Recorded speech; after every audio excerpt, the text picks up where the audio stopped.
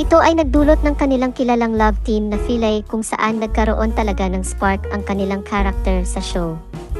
Ngayong taon, nagkaroon ng remake series sa isang hit movie noong 90s na, Maging Sino Ka Man, kung saan pinagbibidahan ng love team na Barda.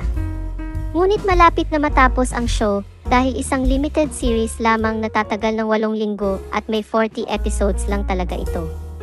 Ang mahalaga sa mga fans ay ang patuloy nilang mapanood sina Barbie at David. Susunod naman ang kanilang unang pelikula na That Kind of Love, at mayroon ding megaserye na Pulang Araw.